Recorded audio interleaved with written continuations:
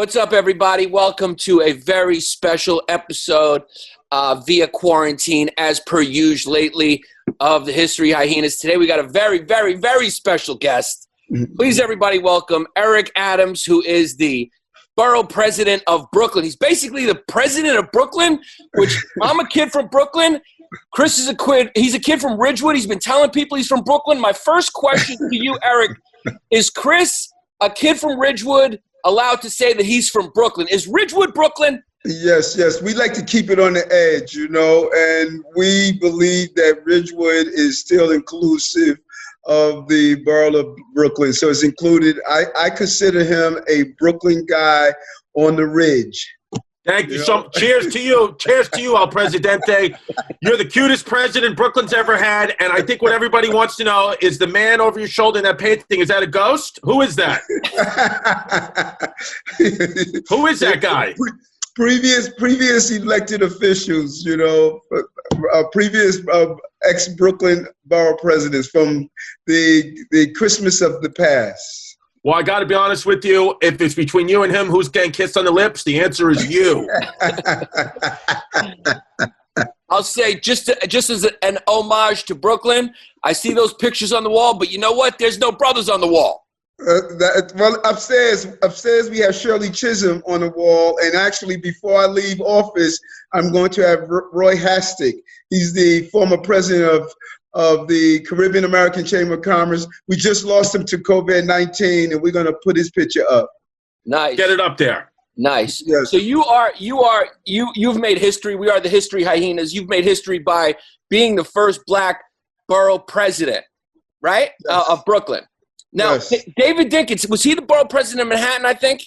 Yes, he was. Wow. Okay, like that. Yes, he was. Yeah. Well, because David Dinkins took his mother out on a date, Yannis. Is that true? Listen to this, Mr. Adams. This is true. It's true. Well, they went to law school together. They were best friends in law school at Brooklyn Law School. No, I want to see the paternity test. Is David Dinkins your dad, Yannis? I think, listen, it's possible. It's possible. You never know. But tell us about that. What's it like to be the first black Brooklyn borough president? That's an amazing thing. And it's a good place to be in Brooklyn, particularly now. Brooklyn is just this amazing place. You could walk into an Italian restaurant, have a Russian cook give you a Jewish meal that he learned from his Chinese girlfriend while he was in the west side of Brooklyn. It's just this Brooklyn fusion. So much is happening here in Brooklyn. People do their own thing, but they do it together at the same time. And it's just a good place to be right now. If Brooklyn was a separate city, it would be the third largest city in America with 2.6 million people. 47% of Brooklynites speak a language other than English at home. This is an amazing place. Yeah, for sure. What do we think about Queens? It's the same peninsula, but I'm from Brooklyn. I think Queens is ugly. What's your view on Queens? I can't call Queens ugly. But Brooklyn's better. No, without a doubt. This is the largest of the 5 boroughs. And actually, I spent my childhood in Queens. I went to Bayside High School before I was able to return to Brooklyn. Right. Now, you're a kid from Brownsville. You're just a kid from Brownsville, which is great. I'm from Park Slope. Can I consider myself from Brooklyn, or should I just, when I say Park Slope, should I say I'm from Park Slope? Well, did you grow up in Park Slope? I grew up in Park Slope. Different Park Slope than what we see now. There was a difficult time of distinguishing between Brownsville and Park Slope back then. Park Slope was rough. It was.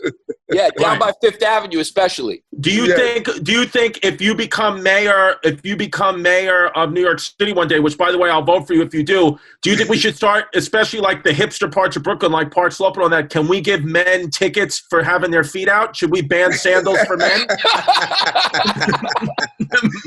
Well, if we're giving out tickets now for social distancing, then I'm sure you can find a room for the hipsters having their feet out. Yeah, the last thing I want to see is a man's foot, and they're everywhere. Also, how did you meet and befriend James Altucher, who we call the Jewish Joker? I love James. We love him. We had a mutual friend in common.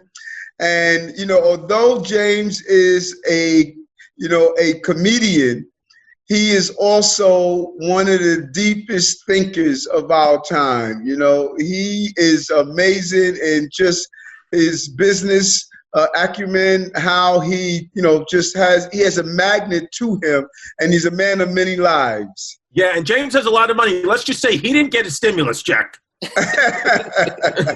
But you know what's interesting about my relationship with James and other people? I tell people all the time, we focus too much attention on the destiny that we ignore the beauty of the journey. And the people you meet on the journey really supersedes the destiny. The destiny is going to take care of itself. And you get there sometime and you say, you know what, this sucks. I didn't expect for this to be what it was.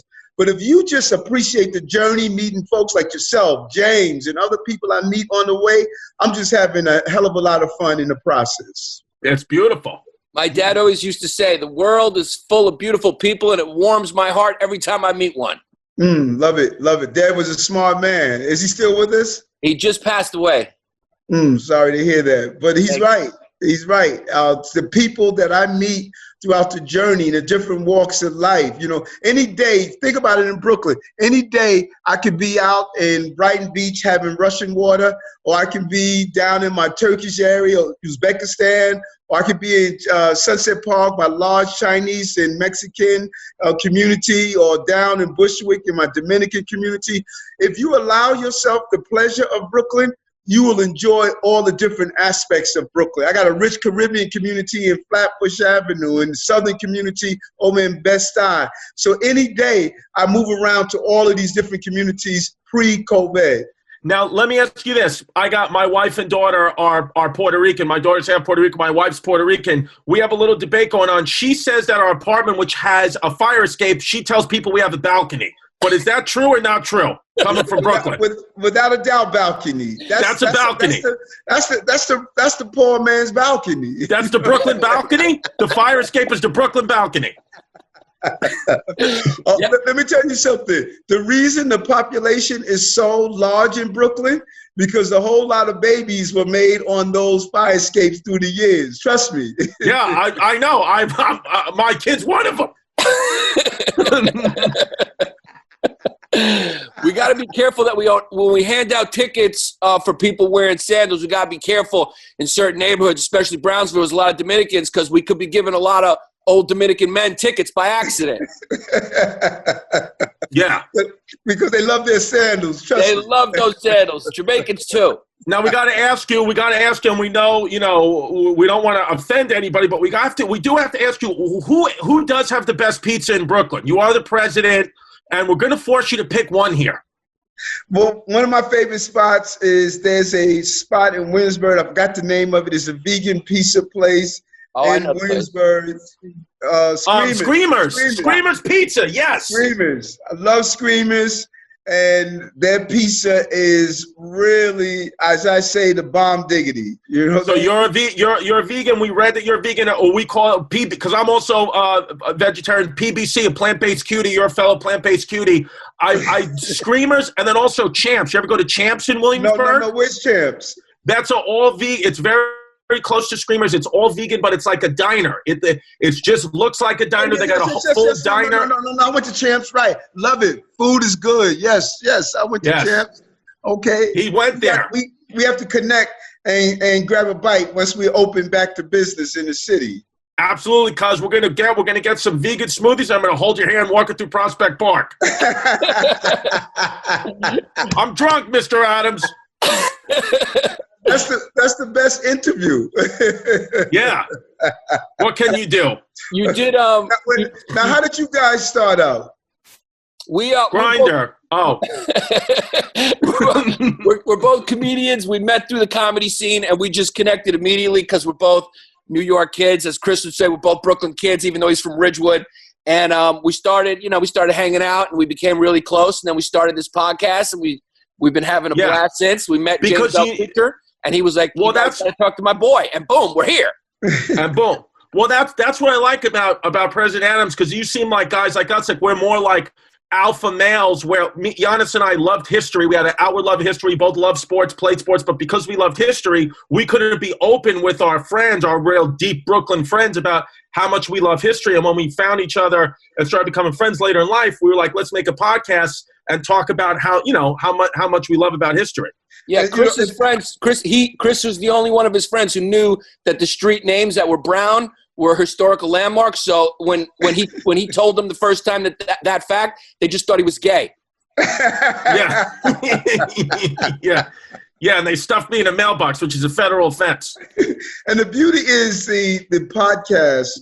The podcast whole style of communication has opened just how people get their unfiltered conversations. I do a lot of podcasts, and it's amazing how you're able to really get in the depth of a conversation with people and talk about, their real life story that you can't get on a radio show, on a radio program.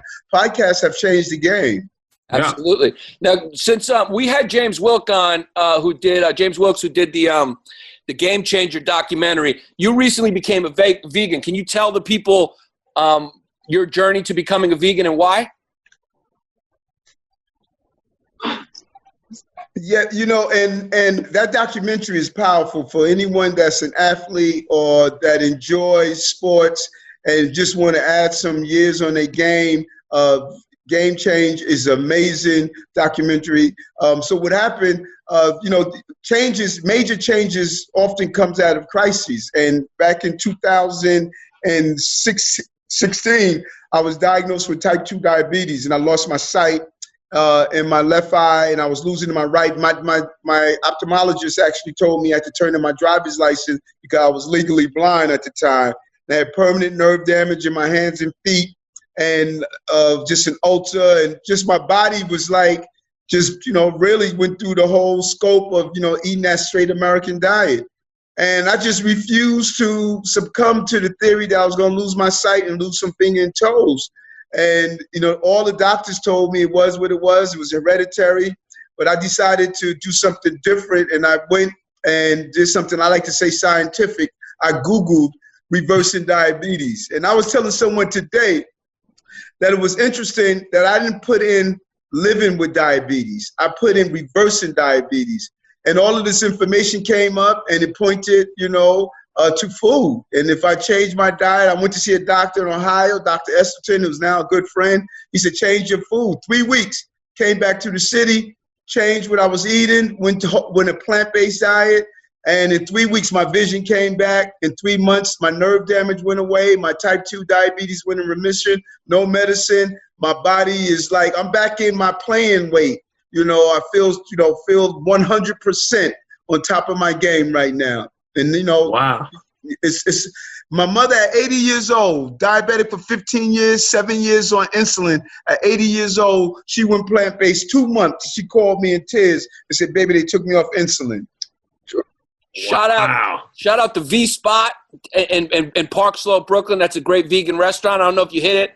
My boys, The Carabanos brothers, those are my boys. They own it. So if you're a vegan, go hit the V Spot down on Fifth Avenue. Support your local restaurants. How you doing with COVID, man? I know you're probably working around the clock.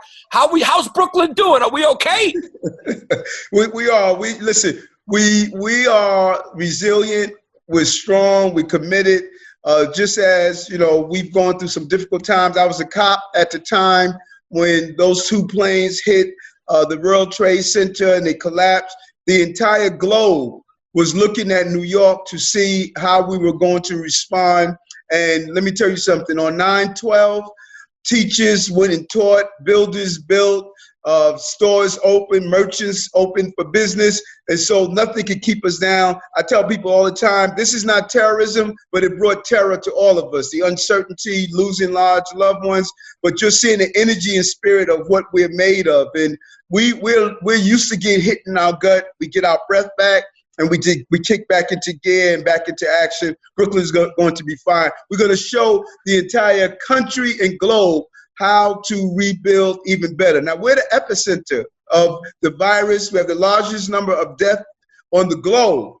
is right here. And so we have an obligation to make sure that we come back stronger than ever. Sorry, you just got me amped up. Let me just say, Brooklyn, blah, blah, blah, blah, blah. You got me hyped up. Yeah. Yeah. Can you, I know you got me hyped up too. Trump 2020.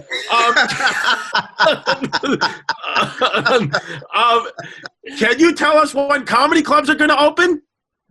Any idea? Hopefully Do you have soon. any? Soon? Those should have been essential employees. You know, I know. Those should have been essential spots. If liquor stores are open and these prices are enough to goddamn laugh about because they're so expensive, then we should have the comedy club should have been open also. You know? Yes, I know. Are you and de Blasio boys? We know each other.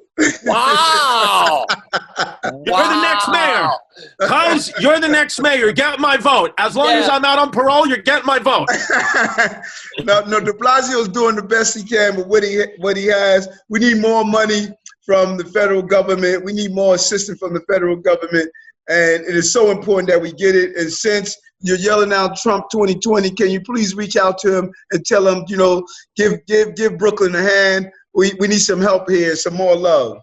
Yeah, for sure.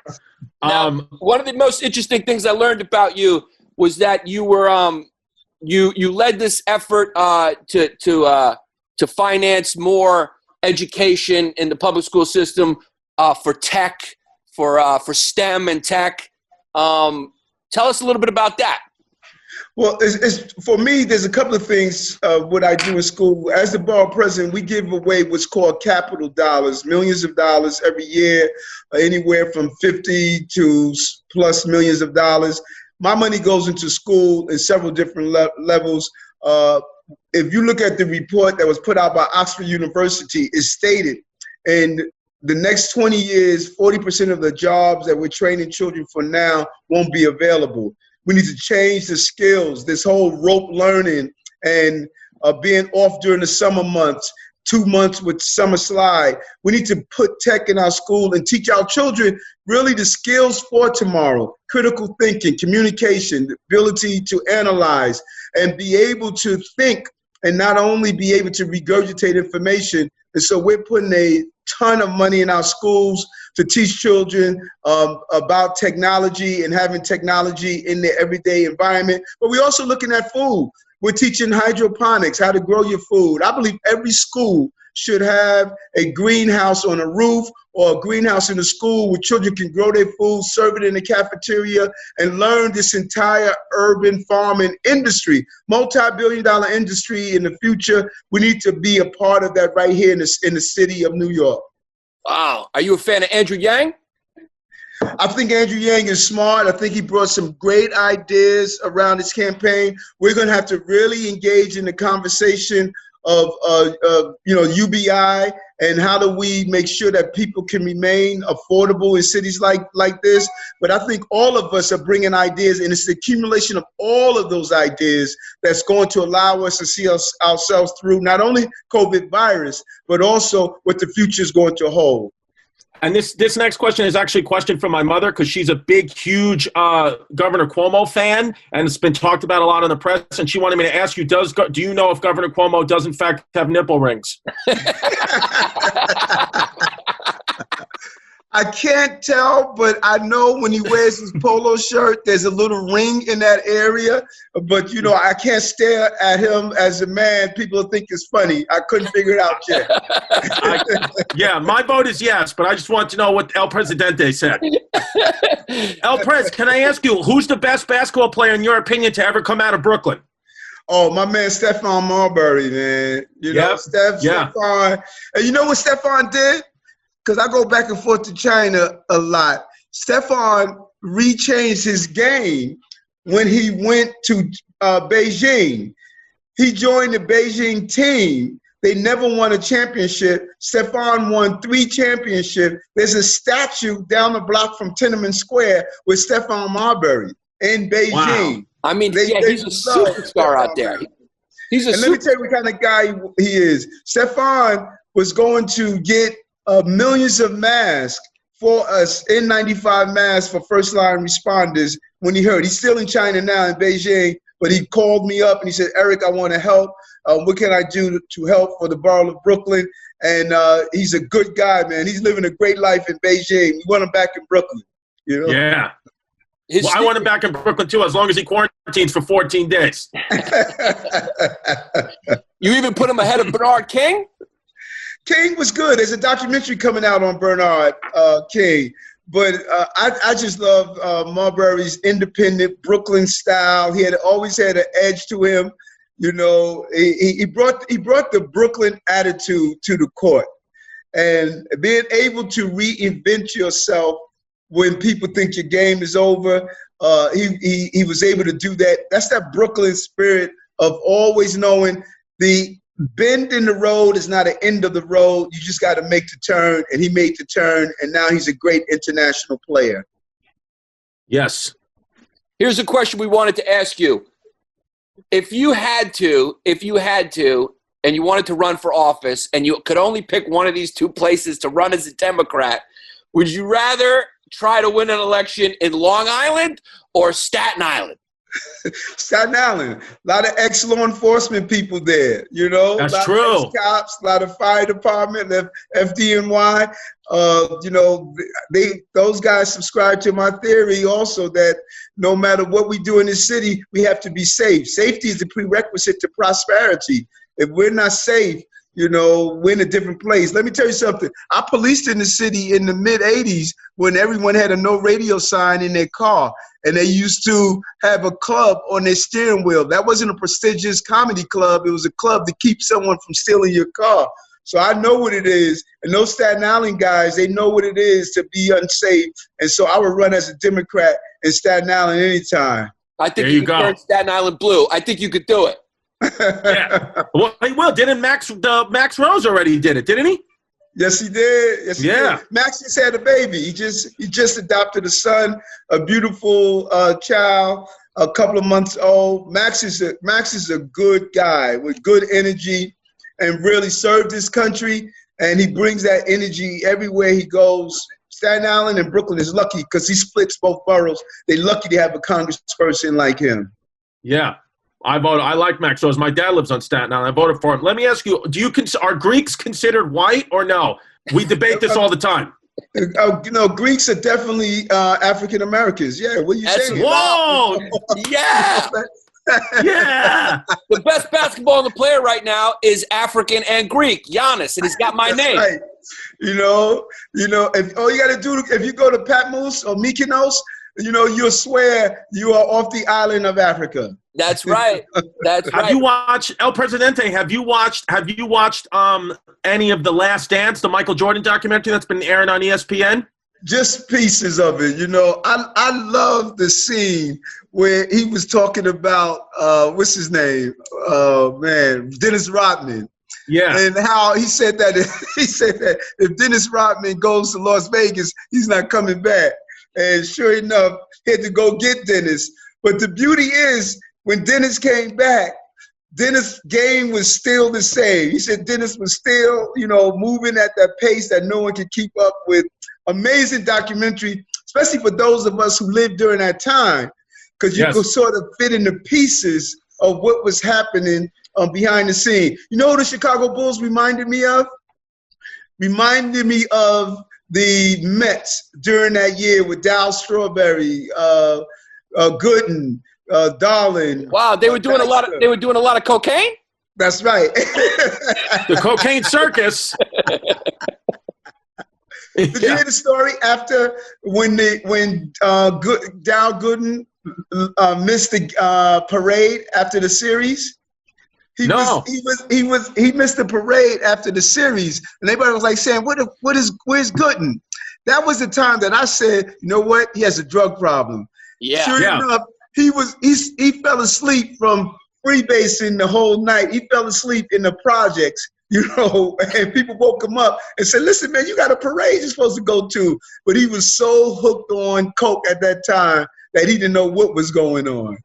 Yeah, I mean, that was an era where it was hard to tell your kids not to do drugs when the Mets won the World Series doing it. Are you actually going to run for mayor, do you think, or can you not say? I can't say because I'm in Borough Hall, so I cannot talk about the future. You know, you can't talk politics inside a governmental building. You know, so but I'm excited to do whatever the future holds for me in 2021. But it's been either way, as I said it before. Man, I'm having so much fun on this journey, man. You know, this has been a good journey. Think about it. 22 years as a police officer. The amount of interactions I've had in those 22 years, watching this city go from being one of the most dangerous cities to one of the most safest big cities, then going to become a state senator, spending 4 terms, 3.5 terms as a state senator, and now the borough president. This has been a good run. No matter what happens, I enjoyed every moment of it, and I'm continuing to enjoy it. Now, for the people who don't know, what is a borough president exactly? Because I didn't know till we had you on and I Googled it. You know, New York City is part of New York State, but New York City has 5 boroughs. Other people call borough presidents in their municipalities county executives. But here they're called borough presidents. We all have one in the counties. Brooklyn is the largest county, as I stated, with 2.6 million people.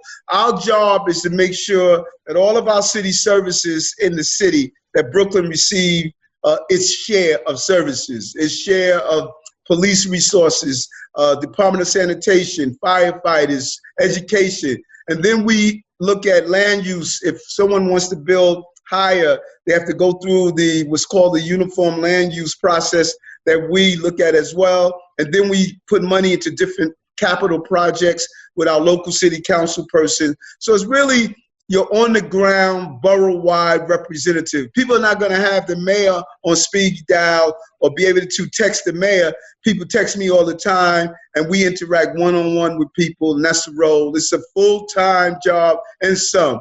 2.6 million people, 9 million opinions, and everyone want to let you know their opinion right away. In a different language sometimes. Yeah. Well, and I would imagine, too, being borough president through the midst of a pandemic it must be challenging. No, without a doubt. Let me tell you something. I lived through September 11th, and I saw fear on the faces of people.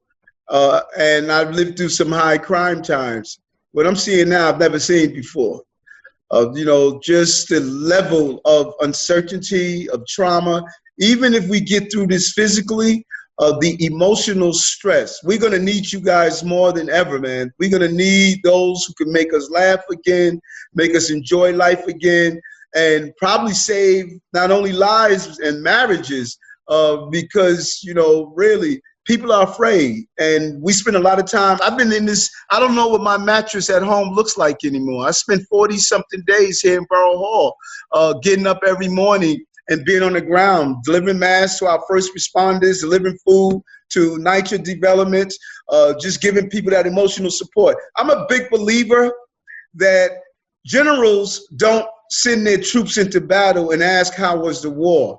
Generals lead their troops into battle. So if I'm telling the train operator, the cop, the firefighter, the school crossing guard, if I'm saying you essential and you need to go out there, then I need to go out there with you. They need to see me and know that I'm going to lead you into battle and we're going to fight side by side. And that's what I've been doing for 40 plus days. You got my vote. 100%. You got my vote. You're a freaking legend. You're as smooth as peanut butter. I'm voting for you. Because if you don't think when you become mayor of this great city, I'm not going to throw my Darryl Strawberry jersey on and do a line of blow, you got another thing coming. If you don't think that coming on this podcast made your campaign for mayor a little more challenging, you got another thing coming. Yeah, don't worry. We're going to have James Altucher fund this whole thing. If you're running for mayor and somebody wants to bring up this podcast, we're going to say, hey, Jamesy, get your bankroll out, and we're going to protect Mr. Adams. Now, like you said before, Brooklyn really is like a universe crammed into a borough. We got every single ethnicity, country, religion represented here. When you were running for borough president, was that challenging, going into Bay Ridge, talking to the Lebanese, going into Chinatown in Brooklyn, talking to the Chinese over there, going to Park Slope, talking to the stroller mafia? Was it all hard to change your message? Because you went to Park Slope, they're like, we want these straws for the turtles. And then you went to Chinatown and they're like, hey, man, we just want to collect cans. You know, it's interesting how one level of your life prepares you for the next level of your life. And policing throughout this city and interacting with different groups just really prepared me to do exactly what you just said, because what is desired in Park Slope is different what's desired in someone like a Brownsville. And what you will hear as a complaint changes. So if you are in all of these police community forums and you're hearing the differences, and let me tell you what people don't want to hear. People in Park Slope don't want you to tell them that, hey, you complaining about a car horn when people over in Brownsville are dealing with gunshot. They say, listen, I'm not in Brownsville. I'm in Park Slope. People want their issue addressed. But no matter where you go, people want to be safe, and they want to make sure their children can be safe. And that's the foundation to it all. And that was something that I brought in every community. I said, we may disagree on certain things, but I agree that your family should be safe and you should be able to live in a safe environment. And that resonated no matter what community I was in. Did the Brownsville ever almost slip out when you were talking to people in Park Slope and they were like, listen, our quinoa wasn't available at the food co-op? And were you almost like, man, shut the fuck up. I'm from Brownsville. There's people getting shot over there. No. I love it. Now, what you doing? Are you married, children? What's going on? I'm not married. I have a 24-year-old that is a lifetime child that believes he's gonna live off dad the rest of his life. He's a musician. Must I say more? Yeah, I get it. So you pay for everything for him. Right. Yeah, that's when I told my mom I was a comedian. It's like I was still living with her. Wow, when you just said you were single, Venetia just went. Our producer just went like that. I'm surprised she didn't turn her camera on. Right away, she's like, wow, he's single? Are you Greek? Her first question would be, are you Greek? If you're not Greek, then she can't date you. Let me tell you something. Greek guys are really territorial. You know that? They don't want anyone dating their woman. Yeah, I know. Yannis, the Greek, he's the most territorial guy of all time. Yeah, I'm the least Greek person you'll ever meet because I grew up in Park Slope. But yeah, Greeks just, all they want to do is be around Greeks, and that's it. That's it. They just always want to be around Greeks. That's all. Yeah, that's all. But I got a good Greek following and whole community over in Bensonhurst, Bay Ridge. Father Pappas is my guy. We're very close. He's been with me for a long time. Every year, next year, you have to come here. We do the Greek heritage here and honor some of the great Greek businessmen. Greeks are big on education and business. A lot of these small businesses are going to hurt here in Brooklyn. Good friends of mine, they own 96 Dunkin' Donuts here in Brooklyn. And they're going through a hard time right now because of, the whole crackdown and closing the businesses. But a lot of the great businessmen in this borough are from the Greek community. I'll come, but as long as there's no funny business with goats. I know how the Greeks get.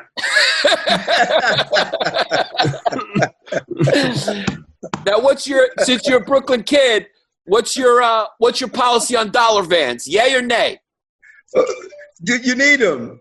They help compensate for the terrible bus services. You need the dollar van. But you know what? They have to follow the rules, and they have to pay, their taxes. You can't just ride around without following the rules. But you need the dollar vans. And it's important on Flatbush Avenue or some of those transportation deserts. It's very much needed. Absolutely. All right, now, we got this question for you. We're gonna make it a little lighter now. We talked about COVID, the struggle against COVID, and we wanna end this podcast as we slide towards the end on some fun. So I want to ask you. Here we go. What's your top five rappers of all time? They got to be New York based. LL Cool J was around the corner from me as a child before he blew up. You can't say Brooklyn without saying Jay-Z, The Real Deal, my man, that's two. That's two. Biggie. Biggie Smalls, of course, Brooklyn, Biggie. My guy. Salt and pepper? A little.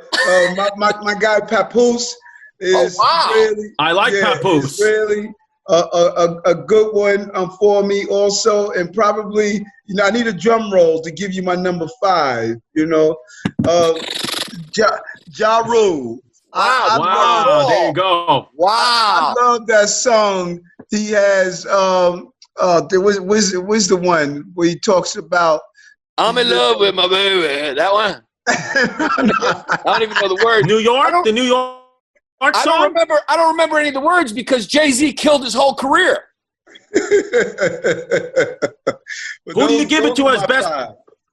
Who do you give it to as best Brooklyn rapper of all time? Would you give it to Jay-Z or Biggie?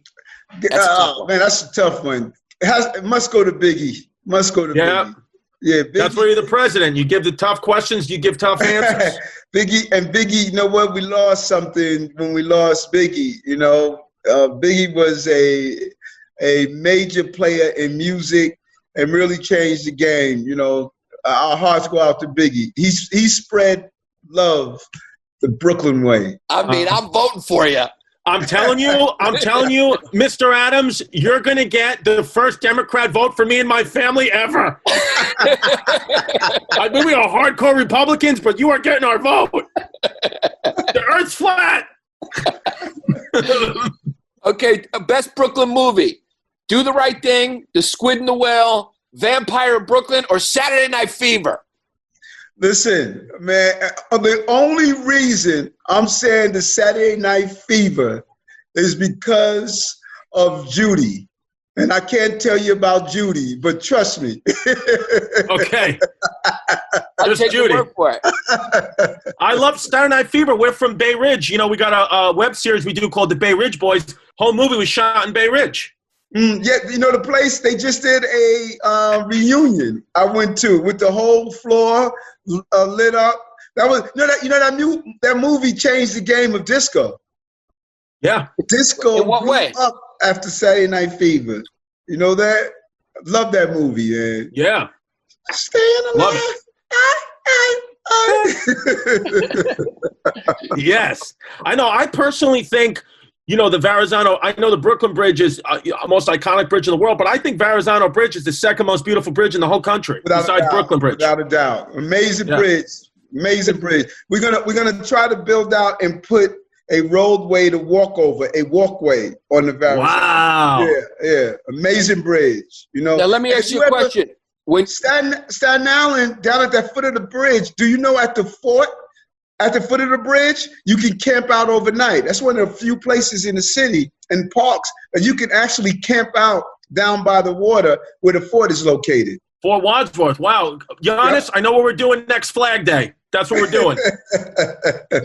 Now this is what I want to ask you about the Verrazano Bridge. You have to pay $20 on the Verrazano Bridge when you're going into Staten Island. I mean, $20 to go into Staten Island. Don't you think Staten Island should be paying us $20 to visit it? I think it should be free both ways. Thank you. You only have two major ways to get into Staten Island: through the ferry. They no longer allow cars on the ferry, and through the Verrazano Bridge. I think it should be free both ways. This way, allow people to be able to commute without that additional cost. $20 a day if you commute every day. That's $100 a week, $400 a month. That's a lot of money. Now, being a politician is a lot of pressure, right? Is it a little easier being the borough president because you can fly under the radar a little bit? Like, if you get caught at a strip club, nobody's really going to notice. Trust me, they would see me in there with a stack of dollar bills. I don't know that they use dollar bills in the strip club, but they would see me in there. Talk to James Altucher. Maybe you could use Bitcoin in there. Yeah. Amazing. When's the last time you saw James Altucher? I'm going to stop and see him and just grab a bite to eat. I was with him on Thanksgiving. We spent Thanksgiving together. Wow. Great conversation, some good food. We had a vegan turkey, so it was a good day, Vegan turkeys. At the club, I'm looking forward to seeing when you're back out? Where do you perform? What is your location? We perform, I mean, right now, we perform all over the country, really, any comedy club in New York, all over the country. But, since the COVID stuff, all our gigs have been canceled until further notice. But, I mean, we had a full schedule. We had shows lined up at the Gramercy Theater, and we had shows in Connecticut, and we had shows in California, but they all got canceled. So, whenever the state opens back up and the comedy clubs are open, where any comedy club will be at. Tell me something. I always wondered, because when you are being an elected official, you're on stage, and it's hard enough. But when you're on stage and you have to make people laugh, has there ever been a time when you just had an audience that was just a damn fish, man? You couldn't get anything out of them? Yeah. Oh, yeah. Yeah. That happens a lot more than you think. But I think what makes a true, I guess, professional comedian is how graceful you can bomb. Like, I remember in 2013, I did the David Letterman show.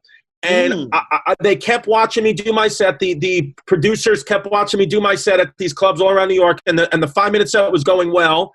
And they never booked me. And then one night they watched me, and the 5-minute set bombed. It was the Dead Fish audience bombed. And I got booked 3 days later. And after I did the show, I said, why did you book me the night I bombed and then you booked me? I thought I was done. And they were like, we just need to make sure that you could bomb gracefully just in case something happened on live national television. We needed to know that you could handle yourself. So actually bombing in the comedy world, you only learn when you bomb. When you do great, you don't really learn anything. But when you eat a fat one, when you bomb, we call it comics call it eating a dick. When you eat a dick, it's you remember it and then you learn. I'm going to tell that story. I speak to young people around graduations all the time, and I'm going to share that story because sometimes we don't realize our greatest level of success comes out of failure. And we teach everyone how to succeed. We don't teach each other how to fail and do it in a graceful manner. And that's why my favorite quote of all time is from the great Winston Churchill: success is not final, failure is not fatal. It's the courage to continue that counts. That's what I like. I'm going to get that tattooed on my lower back actually tonight. I'm thinking about that. Being a comedian, it was part of the challenge was, believe it or not, when you would perform in some of the more progressive areas, over the past, 5-10 years, the woke left was harder to perform comedy for in a lot of ways than when we went on the road, and it was, more of the Rust Belt people. Have you seen that? Like, there's a lot of political correctness that kind of it really made a comedian's job more difficult in recent times. That's fascinating because it made politicians' job difficult also. What's interesting? We're in such a judgmental place right now, and everyone has a litmus test, and you can pass 99 things, but one thing, if it's not liked, then all of a sudden you're knocked off the list. So that's why it's about just be you. That's how I feel. Just be. Right. I'm just going to be Eric, because if you don't like me, you're not going to like me anyway. But I can see you performing and just trying to have fun and make people laugh and forget about some of the trauma they deal with, and people may internalize it, and all of a sudden you're not politically correct. Be politically funny. Don't try to be correct. That's right. Yeah, because I feel like Chris Rock said once, he said, I don't know the secret to success, but I know the secret to failure is to try to please everybody. Oh, well said. That's Chris Rock said it. Yeah. So I was like, I listen, I'm a sponge, but then you know what? Sometimes I just have too few. I start to drink a little bit too much in the afternoon, and I'm doing an interview with the president of Brooklyn with Easter glasses on in my 4-year-old daughter's bedroom. That's the way the cookie crumbles. But I guess being a comedian, you must be a sponge, because everything you're looking at, you're thinking about. You're looking at the funny side of it. I would assume that. Yeah. Well, I think that's what Yannis and I's job is on the podcast, and what we do with stand-up is, take the real things that are happening in life that are traumatic and painful for people, and giving them an alternate reality and alternate view of it, but making it funny because we're just trying to bring, we're lighthearted. We're just trying to have fun and make people. Our goal, what would be perfect for us, is if for an hour every day people tuned into our podcast and they forgot about coronavirus. They forgot about it all because they're just laughing. We're trying to give them a release, and I think the only way to do that is to know what's going on and absorb everything and have because all you'll hear on the CNN and the Fox News is how scary it is. But we offer this other reality of there's some fun in this too.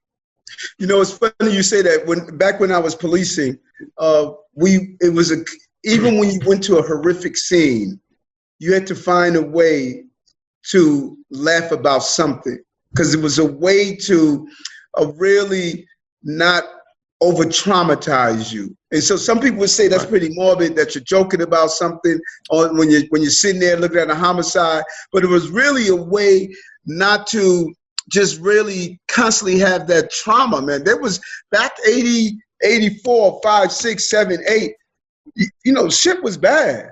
Every night you were going to some serious crime. And if you didn't find that outlet of being able to laugh and joke with each other, you would internalize it. You would not be able to get through that day, and many guys didn't, many guys, they either overindulge in alcohol. Some people, some of my instructors back in those days took their lives, from just dealing with the day-to-day stress. And so you're right. What you're doing, giving people an opportunity to listen to a podcast and laugh a little and joke a little and remember, it really helps people through their day and help them through this sheltering in place. My dad told me too, he passed away 91. He said, the only way to survive this life emotionally is to have a sense of humor. That's it.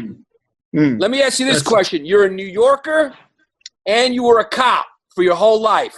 New Yorkers have a sixth sense where we're very intuitive because we know where danger is. We can read people very easily. Now that you're a cop on top of that, that's like giving you a superpower because you're constantly reading people as your profession. Do you feel like New Yorkers are a little bit more keen, a little more street smart than the rest of the country? Without a doubt. And I don't think if it's because we look at everyone with the third eye, no matter what. And whenever I'm traveling globally, it doesn't matter where, you could almost pick up, this guy's a scammer, so a lot of people try to scam tourists because tourists are naive, but in New York, you're hit with scammers every day. You got a person trying to scam you with a Metro card when you get in the subway. You got a scammer that's trying to sell you something on the train, telling them you got a scammer that's saying, I'm homeless, can you make a donation? And they have a Benz up front. So we are constantly bombarded with scammers. So we automatically say, listen, don't come with that BS. I agree. If I had like a bunch of bags of heroin hidden in my ass, could you tell it my facial expression? You would know. I could tell you hi.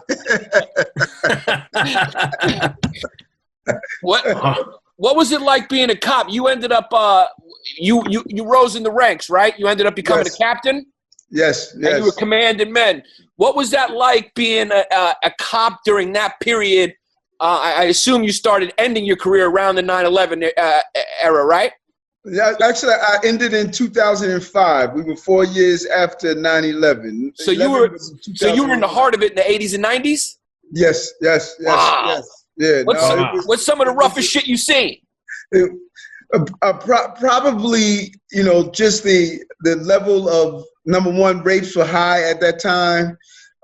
Dealing with the gang violence were high at that time, and crack was at its peak.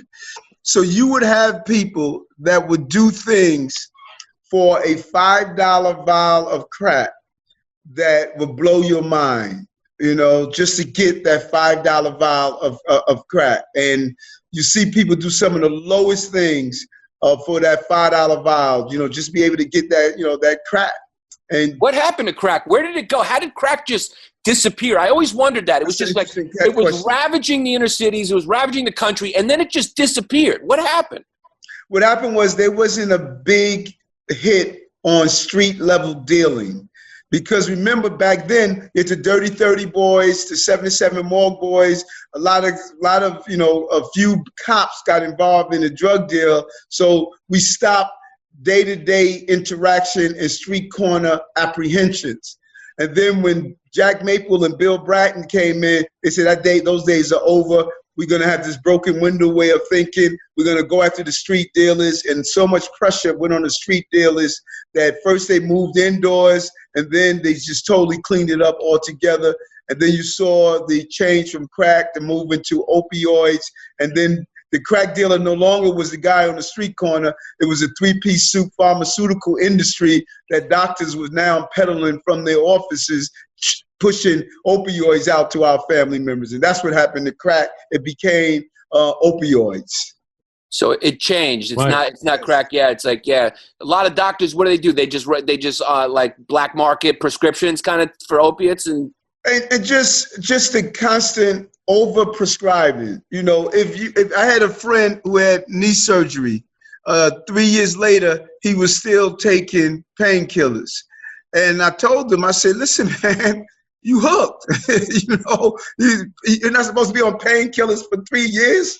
And so the doctors were just freely continuing to prescribe the painkillers. They was giving painkillers for everything, for back pain, for everything you got, you were getting painkillers for. And before you know it, young people were finding the painkillers in their parents' medicine cabinets. They were selling them in the schools. We had a whole generation of decent young children that got hooked on opioids because of the over-proliferation of them throughout the city, throughout this entire country. It was a multi-billion-dollar industry. I used to be a physical therapist.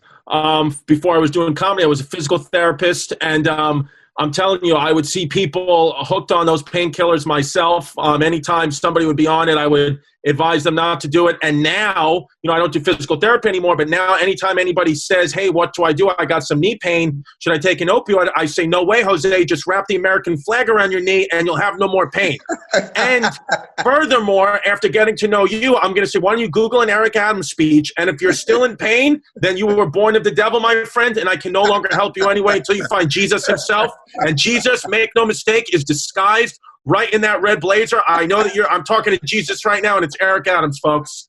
You're a great guy. It's fascinating what you said about being a physical therapist, because I had a terrible pain in my shoulder, and I think people don't really know the power of physical therapy, because the physical therapist that I connected with, he and I did a joint program to show people how to get off of opioids for the pain that they were experiencing by going through physical therapy. There's a lot of power in what physical therapists do every day, Well, yeah, I want to, and by the way, because of the COVID-19, Governor Cuomo, I got my license reinstated, so I am officially a reinstated physical therapist. So anyone out there listening, I can rub down your shoulders for the right price.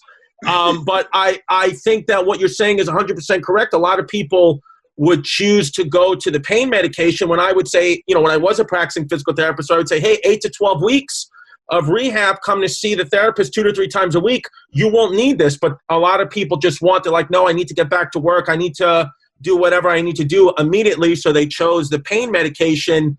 And unfortunately, like you said, they get hooked, or they never really recovered, where, usually 12 weeks, any injury, a physical therapist can rehab that. I couldn't do dips. I couldn't raise my hand this high. The pain was in here, my shoulder, in my entire shoulder blade, and my deltoids. And my physical therapist gave me exercises to do, like you said, 12 weeks. I was back in the gym, back exercising without a problem at all. I was really amazed. I thought I was going to need surgery. And he says, now we're going to get you back your rotation and your movement. And he did, That's came back, baby. Yes. Now, we talked about the Mets. We talked about the Mets winning a World Series while they were doing what they were doing, partying it up. You rose all the way to captain. Now you're the borough president of Brooklyn, and you were a terrible student. How do you inspire the kids? What do you say? Get D's and you can be just like me? Never give up, man. Never give up. and it's amazing. And that's so important what you just said, because it's amazing how an individual could make you to believe in yourself when you don't believe in yourself, And I had a teacher who saw something in me, and that's the power of teachers. If those teachers don't believe in you, you don't believe in yourself. And I saw a teacher that saw something in me and just say, listen, you're more than what you're producing. And that was just a turnaround. It was amazing hearing that teacher, because I respected that teacher so much. Hearing that teacher said it turned the whole concept of who I thought I was around, and went through college on the dean's list, game changer on just believing what was possible, all because of that one teacher. All those other teachers I felt was just going through the motion and just wrote me off. But this one teacher saw something and just said, listen, you're better than what you're showing. Now, I agree with you. I agree with you. I know it's a cliche, but I really do believe teachers, nurses, care workers, those people are heroes, and I think they're underpaid. So, without a doubt, they should not be struggling as they help us get over our struggles. We need to make sure that they're comfortable in the process. Well, yes. Thank you so much, man. This was one of our most fascinating episodes. I enjoyed this. I learned a lot. I'm telling you, you are a smooth. You should, if you don't run for mayor, I mean, there's nothing worse than a waste of political talent. You can talk. You got the gift. You can become a mayor, or you got to become the one of the most successful pimps in this city. Yeah, listen, you're going to become Mr. Adams. You're going to become mayor, and I'm going to be your first lady. Thank you so much, Mr. President. I appreciate you guys. Take care. Take care. We'll see you. At City Hall. All right. All right. As always, we read the Patreon names out at the end of every episode. People go to patreon.com/Bay Ridge Boys. You enter the Patreon. We read your name out. We encourage funny names. The funniest name gets the PPW, the pseudo penis of the week. And it's just great. We have a good time doing it, and it's just fucking cute. So I'm going to get to it. Here we go. So let's start off with Jonathan Alvey, Bobby McGuire. Then we got Yanni straight to the back of Chris's throat, Pappas. I mean, the creative points, you got to throw them on the list for the creative points. Let's put them on the list. Then we got Katz and Kraft. Then we got Adam rode Chrissy's anteater like a Sibian shot glue and made a Chrissy toaster strudel. Okay. He went for it. Then we got Sabine, Lachlan Cameron, Logan Lusk. I mean, those sound like porn names back to back. Lachlan Cameron, Logan Lusk. Then we got Gloria. Then we got Kanawa, Hawaiian kid in Kentucky, so everyone thinks I'm a White Walker. Kakalaya. This kid's name is K-A. He's Hawaiian. K-A-I-N-O-A, and then his last name is K-A-K-L-L-I-A. Yeah, I mean, it's a fucking wild name. He's a wild name. He's a Hawaiian kid. Aloha. Aloha. That was a nice try. It was funny. It's beyond a nice try. I'm giving it a Drexler. It was good. There we go. Then we got Father Bill for Pope 2020. Then we got Tony DeSanto. Then we got Johnny the Germanic glue gun, quarter cigar monkey, but I can swim. It's what it is. What's a cigar monkey? The Cuban. Yeah, he's either Cuban or Dominican. He's probably a Cuban. Put him on the list for the fucking creative points. Yeah, get him on the list. Then we got Sarah Godwin. Then we got Austin, staple my sack to my thighs so I can come Trump 2020 Brashk. Okay? Yeah, great. Then we got Simon, Charlie. Then we got Chrissy. Chrissy says he likes the pink but wants to put it in my sting. Fuck me in the ass. Just for pure funny, he's going on the list. I mean, it was a simple, pure funny one. Yeah, it was just a statement. That one's like a good chicken tender. Just simple, but good. But good. Then we got Michael Candela. Then we got Aaron, Marcus, Jimmy the Limey Sorrentino. Then we got Word Woke Dope would give Marisa my yogurt rope. That's it. I mean, yeah. I mean, yogurt rope?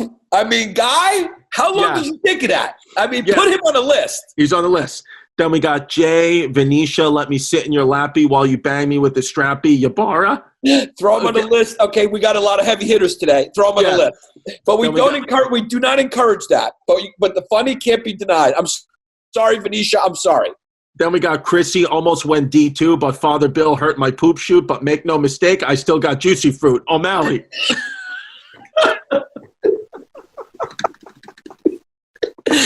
Wow, we got heavy. It's the heavy hitters came out. This is the A team out here. I throw them on the list. Then we got Chrissy Ski. Then we got James. I got a squeak dick, but I pound hard wing. Yeah, Drexler, right? Drexler, yeah, Drexler. Good. Then we got Alex. Then we got Cyber. Hey, you get a Drexler. It's like making the NIT tournament. It's still good. You're in the NIT tournament. Yeah, and you can always redo your name if you want, and we can read that too. It's whatever. It's up to you. Yeah. Then we got Alex, Seibert Stromstad, Stevie Lou, Brendan Duddy, R. Then we got Zach Aspinall, Duncan McClellan, RF, Chris Edwards, Sam W, Muzzy Matthew. Then we got Adam, the non-toot, white walking bean sprout. Drexler. Then we got Gary Winters. Then we got Lickin' Timmy D's Pinky because I'm a squeaky Twinkie. Yeah. It's good. It's good. It's good. I just want to take a moment to shout out all the straight to the backs here for the content. You guys don't get enough credit. Straight to the back content. You can do that as well. I'm going to give that Timmy. It's a Drexler. Everybody else, straight to the back. We salute you. Yeah, and remember, straight to the back means you don't want to do a name. You just want to support the Patreon, which is great. We just say straight to the back, and we just read your name out regular, and we love you guys just as much. It means you're here for the content, just like the guys who used to walk to the back of the video store for the porn. I'm just here for the content. That's what it is. Then we got real quick, Chris, on this one, can you not say that one part? Oh yeah. Then we got Brock, make no mistake, I message you FFs every time I move the vegetable. Yanni is a candy. Yeah, you know what? It's just Yanni is a $3 bill. He's called Yanni $3 bill, but he used another word. That's a guy who came in making a lot of ruckus, and I just told him to put his raincoat on, put his hat down, and go straight to the back. Straight to the back, yeah. I mean, you're having a good time, but you're straight to the back. Yeah. We also have the power to move people straight to the back if their name's wild. You just got shuffled to the back. Yeah. Then we got Connor. Then we got Tony looking at my stepdaughter's OnlyFans because her mother can suck Greek yogurt through what? Wait, hold on. Don't be the victim of a bad read. Sometimes you're just a victim of a bad read. It's hard because these names are so long. It goes Tony looking at my stepdaughter's OnlyFans because her mother can suck Greek yogurt through a straw and the apple don't fall far from the tree. Pantalano. Jesus. Yeah, it's that one is I know what he's saying there. Did you get the concept?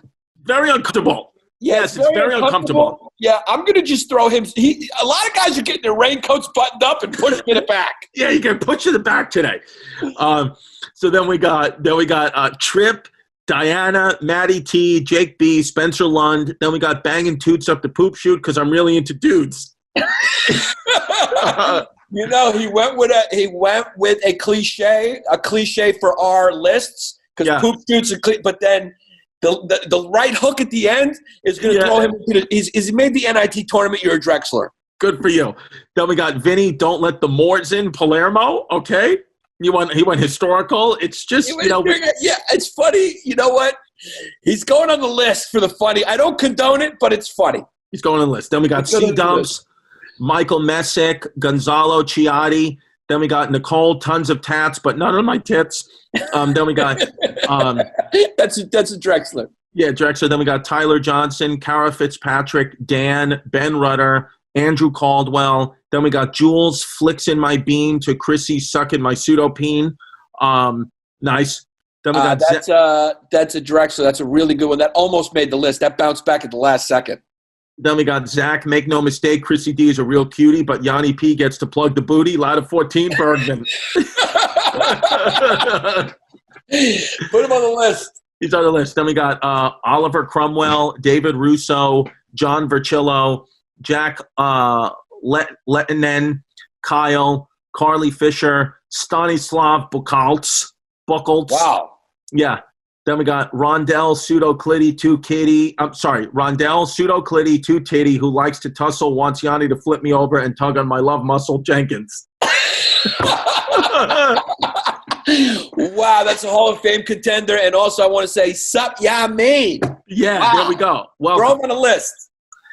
Then we got Catherine Perry, Andrew Devlin. Then we got Chrissy D, Yanni P, Easy E, Freddie Mercury, Magic Johnson. Just for straight funny, he's getting a Drexler because it's just a Drexler, but it's funny. Then we got Brandon Von Nostrand, Connor Doherty, Graham Haydorm, Tyler Weathersby, Steve Ciccarelli, Dana Molinar. Then we got Yannis Pappas, Mona. Then we got Zach NW, Cunning Linguist. Then we got hashtag Pray for Zach ISIS. Cunnilingus got, wait, what was the Cunnilingus one? Cunnilingist. Cunning linguist. Cunnilingus? Cunning Linguist. I cracked Brittany, but I did. Okay. I'm gonna say Drexler. Then we got hashtag Pray for Zach ISIS. Then we got Todd V. Schmitz, Alyssa Gollin, Kevin Schultz, Jeff Salzman, Rosie Cunningham, Tyler Donald, John Burns, Mary Beth Ferrara, Alex Catano, Michael Springle. Then we got I'll use this Leroy piece to perforate Chrissy's colon. Yeah. I mean, that's a Drexler though. Then we got Chrissy the Polak Gillespie, Daniel Jones, Josh Pollock, Jake, Bobby Bad News, Natalie Palomo. Hold on a second. I like Bobby Bad News. You like Bobby Bad News? I like Bobby Bad News. I just want to give him a shout out. I like the simple ones sometimes that come with the heat. You know, that there's no break on it. But Bobby Bad News, you're getting a Drexler, but I'm just shouting you out Bobby Bad News. Bobby Bad News. Then we got Natalie Palomo. Then we got Brian, make no mistake, I got a semi at Chrissy's post-op pictures. Then we got Sean Muhammad, was a pedophile, no hummus, 366 days a year, Hillary 2020 O'Malley. Just for the wildness and the randomness, he's a Drexler. He's a Drexler. Then we got Zach Pierce. Then we got Dick Fuel and the Motorcycle Man. Then we got Al, Chrissy planted in my base and put me in a Yanni Long Days, D-A-Z-E, Michaels. I like it. That's inventive. It was inventive for the throw him on the list for the creative points. All right, we got it. Then we got Creepy McCuntenstein, Graceless. Then we got Julian Motts, Keela Marquardt. Then we got Mark. Then we got Mark W. I sniffed my aunt's feet. Now I'm trans. It's funny. It's a Drexler, though, because we got a lot of heavy hitters. Funny. Then we got Kaka Cutie in quarantine, Liz Flanagan, Tyler Aaron Artis, Theo Phillips. Then we got Chrissy's D's hairbrush handle. Okay. Then we got Chrissy Heels, Clitler, and Cracks Freakin' Ricans. Okay. Then we got Al Ruski Broski with a Brewski, no fumes, Nazarnoff.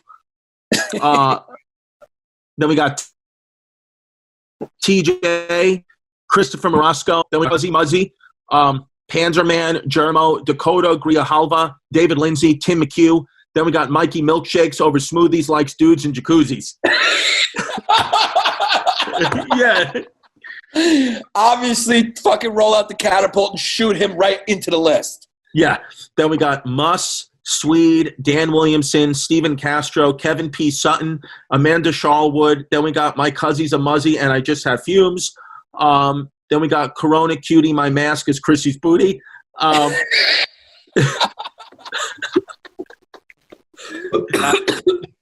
the list. On the list. Then we got Dustin Campbell, Jonah Tucker, Jared Gilbert, Rye, Bushwick Bill. We got Bushwick Bill, who took some nice shots. He made his questions made no nets a few times. Santino, Bushwick Bill, shout out. Then we got Brian, the Banco Popular bank teller. Mike. Then we got Mike Bottomley. Then we got Chad, the quarantine muff diver. Addison Trump 2020 honey. Then we got Chrissy Leak on the Greek squeaks cheeks. Wesley Blacketer, Mati, Kadar Ahmed, Vinny the Poon Jabber, Poon Stabber, Dollywall. It's funny because of how hard Mikey laughed. He's on the list. I was going to Drexler him, but Mikey came with the deciding vote. Yeah. Anthony Cardoza. Then we got Lindsay. Then we got Timmy B shoots glue to Chrissy D and Yanni P in a diaper, not Michelle Pfeiffer. It's what it is. Obviously on the list. On the list. Then we got Chrissy, crack me open, please. I'm on my knees. Give me coronavirus. You put an L in there. Chinese Corona. Once in a while, it's funny, but once in a while they sound like offers. Yeah. Then we got Gavin Edward. Then we got Creasing My Meat to Zumba Beats. The Situation, Such a Piece. Okay. Throw them on the list. Throw them on the list. Yeah, we don't condone that. Then we got Jonathan Plaster. Then we got Valdo Vinos, Brendan Rowland, Chris Dietrich. Then we got Make No Mistake, Chrissy Postop, Chalupa Crotch will be getting Harvey Weinstein by Fear Bill for that potty waddy numbers bump. I like it. Too much. You went for it, though. Then we got Pyoing Anteater comes out for sweets before getting diabetes. Good try. Then we got Make No Mistake, Straight to the Back for Yanni Long Days. Mike Benitez. Then we got Kari Boombots, the NJ Guinea Wop Never Stops Craving Yaya's Cookies. Good try. Sarah Lawler. Then we got Joey, probably a Drexler Torelli.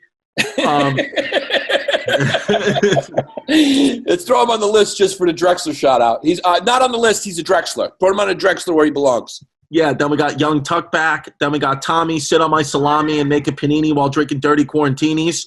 Young Tuckback is an example of those good, simple ones. He's getting a Drexler just because he's fucking – Young Tuckback is just – sounds like a fucking rap name. Sounds like a rapper who's a fan of our podcast. He's a chicken finger. Simple, good, American delight, yeah.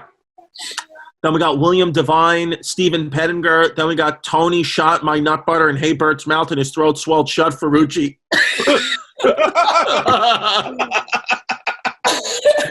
That's you know what? We're not even going to the people for that one. You know, we're not even getting the people. We're not even giving the people a chance to vote. This is a list of heavy hitters. Shout out to all the hitters. But that guy is the PPW. I don't care who comes after. Right now, we're going to listen to some more names, but that is the PPW. Can you just give it one more time? Tony shot my nut butter in Haybert's mouth and his throat swelled shut for Rucci. It's creative, hilarious. That's the PPW right there. Okay. So unfortunately, this next guy's got a good name too, but he's a Drexler. This guy's name is I'm positive I got gay cancer from being Chrissy's lap dancer. It's real good. But unfortunately, I mean, my nut butter in Haybert's throat. I mean, and his throat closed shut. I mean, and the last name's Ferrucci. I mean, it's unbeatable. Yeah. Mikey, should we keep going though? We got to get through some names, right? We got to do all of these. Okay, let's do all of them. Okay, so we got Nikki P, AJ Singh, Dima, Matthew Avery, Matthew Olson, Derek Murray. Then we got Chrissy Two Pump Chump has a shiwi. Funny. A shiwi is funny. Then throw them on the list. I'm going to throw the people on the list who belong on the list, but that's the winner. There's no question. Then we got Dylan, Chicken Chic. Then we got Sal Boulders. Then we got Cute Jew with a piece for you. Then we got Chrissy's Taint Fumes. Then we got Cute Ute Batute trying to invest in a G.I. Joe toy that comes from a particular asshole. Jesus Christ. Unfortunately, he's just on the list, but all these people are Drexlers.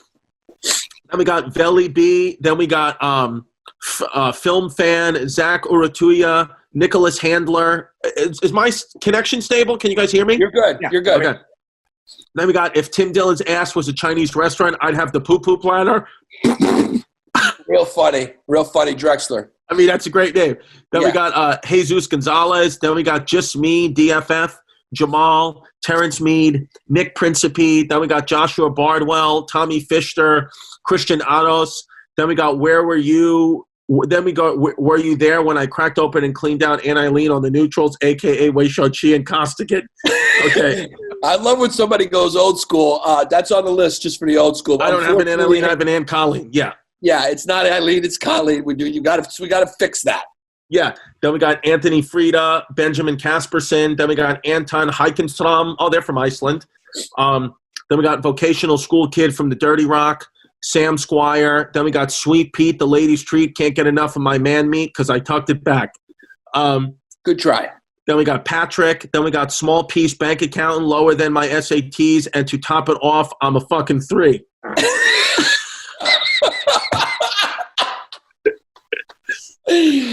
Fuck, he's on the list. It's good. Yeah, it's a good one.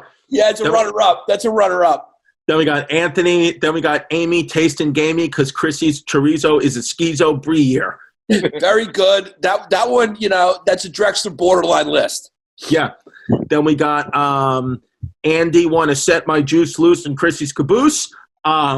Then we got Nick, straight to the back cruise. Sweet D. Then we got Jay. Then we got Sean.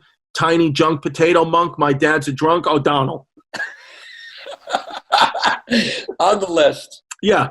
He called it, potato monk. It's funny. Yeah. Then we got AJ, no longer a toot, but still cute. Travis Myers. Then we got Jesse. If I can cut an inch off my cock, I'd have a scab on my back. Mac.